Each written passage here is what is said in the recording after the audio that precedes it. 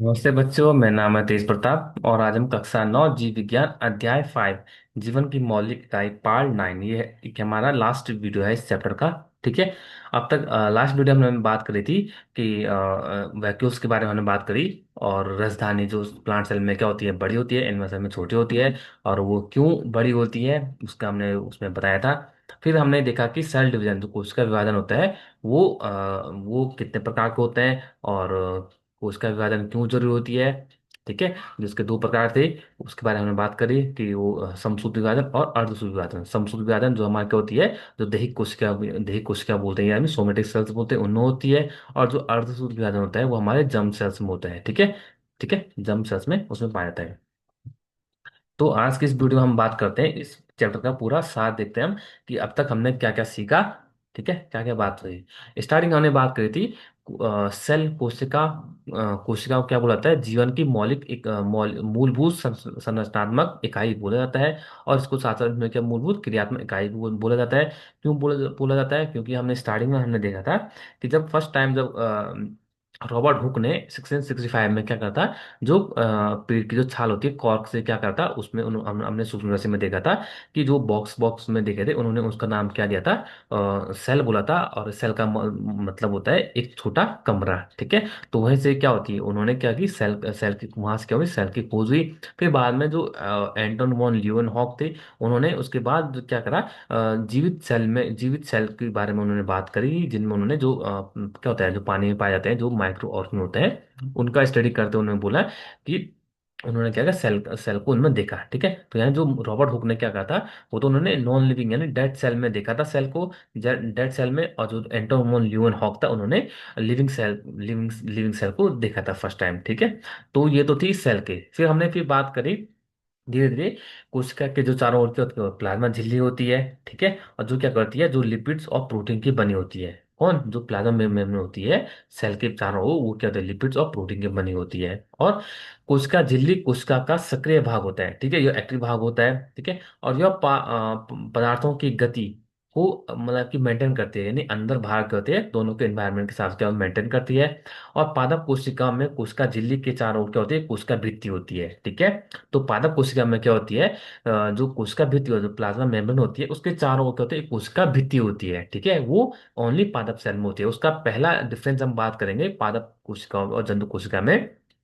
तो पादप पादप कोशिका में क्या होती है, जो उसके चारों ओर कोशिका भित्ति होती है, इसलिए जो प्लांट आप देखो बहुत ही कठोर और बहुत टाइट होता है। ठीक है। वो क्यों होता है, क्योंकि उसमें क्या होता है, कोशिका भित्ति होती है, सेल्यूलोज की बनी होती है जो।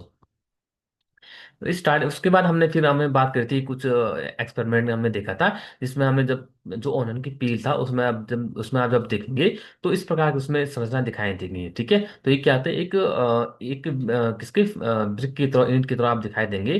ठीक है। और इसमें ये बीच में जो डार्क था ये क्या है, न्यूक्लियस बोलते हैं। और एक सेल हो गया। ठीक है, एक सेल हो गया और इसके अंदर सभी ऑर्गन्स के बारे में हमने देखा था। तो इसके अंदर सारे ऑर्गन्स विद्यमान होते हैं। ठीक है। वो तभी हम देखेंगे जब हम क्या होंगे, जब हम इलेक्ट्रॉन माइक्रोस्कोप के थ्रू हम जब ढंग से देखेंगे तभी हमें सारे ऑर्गन्स दिखाई देते हैं। ठीक है। और जो अगर ये चिक सेल्स की बात करें तो उसमें इस प्रकार की सेल्स दिखाई देंगे आपको, न्यूक्लियस हो गया, सेल मेम्ब्रेन हो गया और चिक सेल्स हो गया।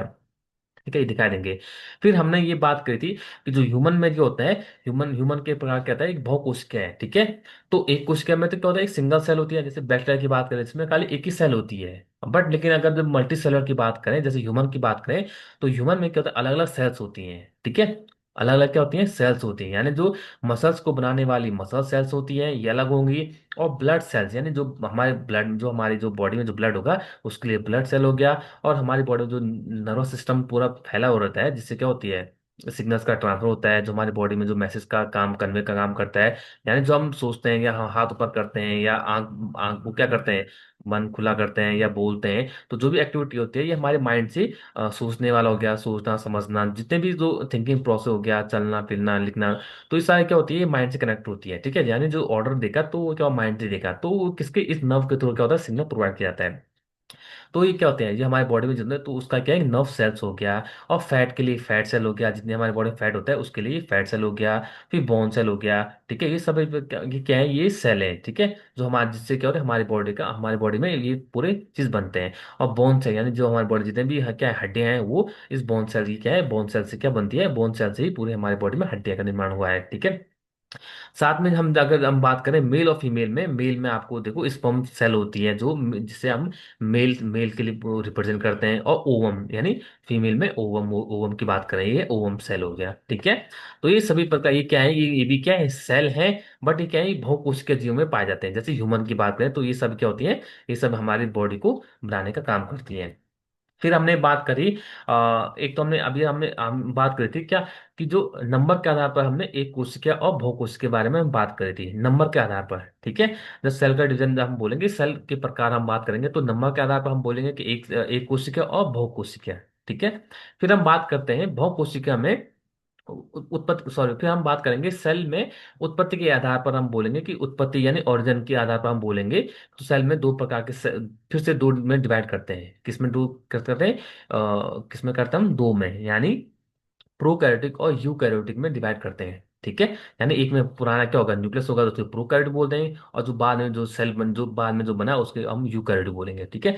अब हम फिर हमने बात करी थी, जो यूकैरियोट सेल्स में हमने बात करी थी, दो टाइप के सेल होते हैं यूकैरियोट सेल में, दो, एक को होता है आपका प्लांट सेल, जो प्लांट में पाया जाता है, क्योंकि यूकैरियोट सेल में क्या होती है, यूकैरियोट क्या होती है, यूकैरियोट में आपके प्लांट्स और एनिमल सेल आते हैं, ठीक है।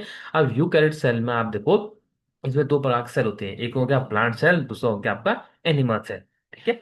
अब हम इसमें कुछ डिफरेंस में देखते हैं, इसमें आगे इसमें डिफरेंस देखते हैं। जो प्लांट सेल में जो प्लांट सेल होती है, सबसे पहले क्या होती है, इसमें जो डिफरेंस होता है उसका, इसमें क्या पाया जाता है, इसमें इसमें सेल वॉल पाई जाती है, इसलिए जो प्लांट की सेल होती है बहुत ही कठोर होती है, बहुत ही रिजिड होती है, ठीक है। बट की जबकि हमारी एनिमल सेल में क्या होती है, जो आउटर लेयर होती है क्या होती है, प्लाज्मा मेम्ब्रेन होती है, ठीक है। क्या होती है, प्लाज्मा मेम्ब्रेन होती है, ठीक है, जो बहुत क्या होती है, सॉफ्ट होती है, ठीक है। बट अगर आप प्लांट की बात करें तो बहुत ही कठोर होती है, ठीक है, क्योंकि उसको उस स्टेबल प्रदान करती है।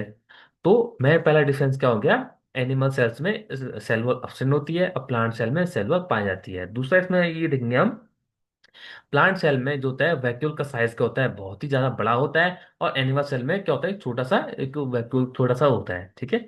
प्लांट सेल में जो वैक्यूल होता है बहुत छोटा होता है, और एनिमल सेल में वैक्यूल बहुत बड़ा होता है, ठीक है। तीसरा हमने एक और हमने देखा था कि प्लांट सेल में क्या होता है, क्लोरोप्लास्ट पाया जाता है, जैसे मैं आप यहाँ पे दिखा है, क्लोरोप्लास्ट इसमें पाया जाता है, और जबकि एनिमल सेल में क्या होता है, क्लोरोप्लास्ट नहीं पाया जाता है, ठीक है। और इसमें क्यों होता है, क्योंकि प्लांट जैसे प्लांट हरा होता है, फोटोसिंथेसिस यानी अपना खाना बनाता है, तो उसलिए उसमें क्या होता है, क्लोरोप्लास्ट होता है, ठीक है। ये तो हमने कुछ इसमें जो डिफरेंस देखे थे, और भी है पर इसमें ये देखे थे हमने, ठीक है। और इसमें जो इसमें आप देखो, ये आपका न्यूक्लियस हो गया, इसमें भी आपका सेम इसमें पाया जाता है, ठीक है। थोड़ा पोजीशन इसमें आगे पीछे ऊपर नीचे हो सकती है। तो न्यूक्लियस हो गया, साइटोप्लाज्म जिसके अंदर जो लिक्विड भरा होता है, जिसके अंदर सारे ऑर्गेनेल्स का होंगे विद्यमान होते हैं, तो इस ये क्या है, इसमें ये इसका साइटोप्लाज्म है, सेम ऐसे ही होगा साइटोप्लाज्म, ठीक है। यहाँ हो गया, इसमें लाइसोम हो गया, राइबोसोम्स हो गया, माइटोकॉन्ड्रिया हो गया, एंडोप्लाज्मिक रेटिकुलम हो गया, और न्यूक्लियस हो गया, न्यूक्लियर मेम्ब्रेन हो गया, और गोल्जी एपेटस हो गया, सेंट्रूल हो गया, ठीक है। सेंट्रूल हाँ, सेंट्रूल भी क्या होता है, ये ह्यूमन सेल पाया जाता है, और के प्लांट सेल में सेंट्रूल नहीं पाया जाता है। तो ये कुछ क्या था, सेल के ऑर्गेनल्स हैं, इनके ये सेल सबके अपने में फंक्शन होते हैं, और इनके फंक्शन हमने देख लिया। माइटोकॉन्ड्रिया का काम क्या होता है, पावर हाउस बोलते हैं इसको, ठीक है, यानी जो ऊर्जा घर बोलते हैं इसको, ऊर्जा घर जो ऊर्जा प्रोवाइड करता है, ठीक है। लाइजोम हो गया, जो सेल में जो भी अवशिष्ट पदार्थ है उसको क्या करना है, उसको किल करना है, मारना है, तो लाइजोम हो गया। राइबोसोम में क्या होता है, प्रोटीन सिंथेसिस का काम होता है राइबोसोम में, ठीक है, यानी प्रोटीन का सिंथेसिस होता है उसमें, ठीक है, यानी जो जो प्रोटीन बनती है तो इसी ने इससे बनती है। न्यूक्लियस हो गया, इसमें आपका क्या होता है, जेनेटिक मटेरियल होता है, ठीक है।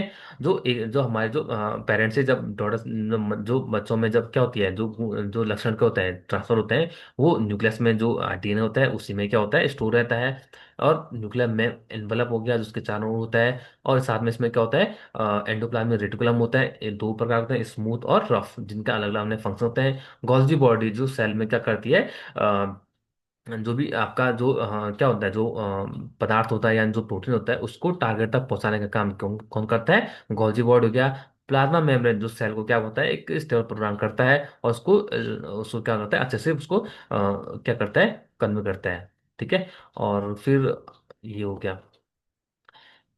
और यूकैरियोटिक में क्या होती है, यूकैरियोटिक में केंद्र में दोहरी झिल्ली होती है, यानी कुछ में क्या होती है आपकी डबल लेयर, सब में तो लेयर होती है लेकिन कुछ में क्या होती है, डबल लेयर होती है, जैसे माइटोकॉन्ड्रिया हो गया, और प्लास्टिड हो गया, और डी और केंद्रक हो गया, इनमें क्या होती है, डबल लेयर पाई जाती है, ठीक है। अब ईआर कोशिका परिबंध उत्पादन में सहायक करते हैं। गोल्जी उपकरण झिल्ली युक्त पुटिकाओं का स्तंभ है। गोल्जी बॉडी क्या होती है, इसमें झिल्ली युक्त पुटिकाओं का स्तंभ, ये हमने बात कर लिया है। यह कोशिका में बने पदार्थ का संचय, रूपांतरण तथा पैकेजिंग का काम करता है, ये हमने बात कर लिया। अधिकांश पादप कोशिका में झिल्ली युक्त अंगक जैसे प्लास्टिड होते हैं, ठीक है। पादप में क्या होता है, जो झिल्ली युक्त अंगक जिसमें प्लास्टिक हो जाता है। और ये हमने क्या बोला, कोशिका के अंगक थे। जैसे ये तो प्लांट सेल की बात, प्लांट सेल में आपको देखो, इस सब में हमने बात कर लिया। लाइजोम्स में क्या होता है, जो उसमें क्या होता है, इसमें क्या होता है, डाइजेस्टिव एंजाइम्स पाए जाते हैं, ठीक है। और माइटोकॉन्ड्रिया हो गया, प्लास्टिड हो गया, गोल्जी बॉडी हो गया, साइटोप्लाज्म हो गया, वैक्यूल हो गया, ये सभी क्या होते हैं, सेल के ऑर्गेनल्स होते हैं। फिर हम डिफरेंस हमने बात करी थी कि प्रोकैरियोट सेल और यूकैरियोटिक सेल्स में क्या डिफरेंट है, यानी प्रोकैरियोट सेल्स और यूकैरियोटिक यानी जो जंतु सेल्स, इनमें क्या डिफरेंट है। जो प्रोकैरियोट सेल्स था उसका जो आकार था वो 1 से 10 माइक्रोमीटर के बराबर था। और जो इसमें होता है यूकैरियोट, इसमें क्या होता है, 5 से 100 माइक्रोमीटर के बराबर होता है। अब केंद्रक क्षेत्र केंद्रकीय झिल्ली से घिरा होता है, घिरा हुआ नहीं होता है। जो प्रोकैरियोट सेल होता है, यानी जो पुराना सेल्स होता है, उसमें क्या होता है, जो केंद्रक होता है उसके चारों ओर कोई क्या नहीं होती है, बाउंड्रीज नहीं पाई जाती है। जबकि यूकैरियोट सेल में प्रॉपर क्या होती है, डबल लेयर क्या होती है, उसमें बाउंड्रीज पाई जाती है। और इसमें क्या होता है, इसमें गुणसूत्र संख्या होती है एक होती है, इसमें क्या होती है, एक से ज्यादा होती है इसमें। और इसमें क्या होता है, न्यूक्लियस पाया जाता है और पाया नहीं जाता है, इसमें पाया जाता है। फिर इसमें जो क्या होते हैं, जो कोशिकाएं होते हैं, उनमें क्या होता है, झिल्लियां होती हैं, डबल मेम्ब्रेन होती है इसमें, और इसमें नहीं होती हैं। और कोशिका विभाजन में विखंडन और मुकुलन के थ्रू होता है, इसमें सूत्र विभाजन और अर्ध विभाजन के थ्रू होता है। और डीएनए कोशिका द्रव्य में स्थित होता है, इसमें जो होता है डीएनए जो है केंद्र के अंदर होता है, ठीक है, यानी अच्छे से क्या होता है, उसके अंदर होता है। और इसमें माइटोकॉन्ड्रिया नहीं होता है, और इसमें माइटोकॉन्ड्रिया होता है। तो ये कुछ डिफरेंस थे जो प्रोकैरियोटिक और यूकैरियोटिक सेल्स में होते हैं, ठीक है। ऐसे ही हमने कुछ डिफरेंस हमने किस में देखे थे, प्लांट सेल्स और एनिमल सेल में भी कुछ डिफरेंस होते हैं, ठीक है। तो ये तो प्रोकैरियोट यूकैरियोट, यानी ये उत्पत्ति के आधार पर दो प्रकार के सेल्स के बारे में बताया गया। क्रोमोसोम साइक्लिक होता है, जीवधारी में कायिक वृद्धि हेतु कोशिका बनता है। अब प्रोकैरियोटिक कोशिकाओं में कोई भी झिल्ली युक्त अंग नहीं होते, ये हमने देख लिया। उनमें क्रोमोसोम के स्थान पर न्यूक्लिक अम्ल पाए जाते हैं, ठीक है। और जीवधारियों में कायिक वृद्धि हेतु कोशिकाएं विभाजन होती है, ठीक है। फिर हम बात करते हैं कोशिका विभाजन, सूत्र विभाजन और अर्धसूत्र विभाजन, यानी जो हमारा लास्ट हमारा टॉपिक था, सेल डिवीजन। जो हमने इसमें दो प्रकार के क्या होते हैं, विभाजन होता है। एक को बोलता है सूत्र विभाजन, दूसरे को बोलता है अर्धसूत्र विभाजन। यानी सूत्र विभाजन जिसमें जिसको क्या होता है, माइटोसिस बोलते हैं। और इसमें जो होती है, एक सेल से, एक मात्र मदर सेल से दो डॉटर सेल्स का निर्माण होता है। और इसमें जो पहली बात तो ये, दूसरी बात इसमें जो गुणसूत्र की संख्या होती है वो सेम होती है, यानी जितने भी पेयर्स में होंगे उतने ही उसके क्या होंगे, ऑप्शन में होंगे, डॉटर में होंगे, ठीक है। तो ये थी इसमें। अब दूसरा था इसमें, और हाँ, और जो सूत्र विभाजन होता है, ये क्या इस मेनली इसका काम क्या होता है, सेल की ग्रोथ के लिए। यानी जब हम इतने बड़े हो गए, या प्लांट में जब ग्रोथ होती है, हम में ग्रोथ होती है, ठीक है, जो भी लिविंग होते हैं जिनमें ग्रोथ होती है, जो किसके थ्रू होती है, वो सूत्र विभाजन के द्वारा उसमें ग्रोथ होती है, ठीक है। फिर बात करते हैं, और ग्रोथ हो गया इसमें, ठीक है। और बॉडी में रिपेयर के लिए जो भी चीज, अगर बॉडी में रिपेयरिंग करनी हो तो सूत्र विभाजन के थ्रू होता है। यानी रिपेयर मीन्स अगर हमारी बॉडी कहीं से कट, कहीं चोट लगी तो कुछ टाइम बाद क्या होता है, 1 महीने बाद या फिर कुछ टाइम बाद क्या होता है, वो अच्छे से दोबारा नई सेल बन जाती है। तो वो किसके थ्रू होती है, वो सूत्र विभाजन के थ्रू होती है। फिर हम बात करते हैं अर्धसूत्र विभाजन। अर्धसूत्र विभाजन में क्या होता है कि एक मदर सेल से चार डॉटर सेल्स का निर्माण होता है। क्या होता है, एक मदर सेल से चार डॉटर सेल्स का निर्माण होता है, ठीक है। कितने होते हैं, चार डॉटर सेल का निर्माण होता है। और क्यों होता है, क्योंकि इसमें दो बार क्या होता है, डिवीजन होता है। और ये जरूरी, और ये क्या, ये जरूरी भी था, क्योंकि जब धीरे धीरे जब सेल का जब क्या होता है, जब विकास होता गया, तो ये क्या, ये जरूर था, ताकि क्या हो, जो आने वाला संतति उसमें क्रोमोसोम के नंबर क्या हो बराबर हो। और इसमें साथ में जो क्या होती है, वैरायटीज हो, वो भी मेंटेन रहे, ठीक है। इसलिए क्या होती है, ये हम अर्सु विभाजन देते हैं। और ये हमें, ये नॉर्मल हम किसमें दें, ये हमारे जो जर्म सेल होते हैं, ठीक है, उनमें जो जर्म सेल यानी जो रिप्रोडक्टिव सेल्स होती हैं, उनमें देखने को मिलता है। जिससे हम क्या होता है, मेल और फीमेल जो बात करते हैं, तो वो इसी आधार पे होता है, ठीक है। यानी जो विभाजन होता है, और सूत्र विभाजन होता है, ये सोमेटिक सेल्स में होता है, यानी देह, जो हमारे देह कोशिकाएं होती हैं, उनमें क्या होता है, सूत्र विभाजन होता है। और जो हमारी जो क्या होती है, क्या होती है, प्रोडक्ट सेल्स होते हैं या जर्म सेल्स, तो उसमें आपका क्या होता है, अर्धसूत्र विभाजन होता है, ठीक है। तो ये हमने आज क्या करते हैं, पूरे अपने चैप्टर का कंप्लीट कर दिया, ठीक है। तो इतना ही, थैंक यू।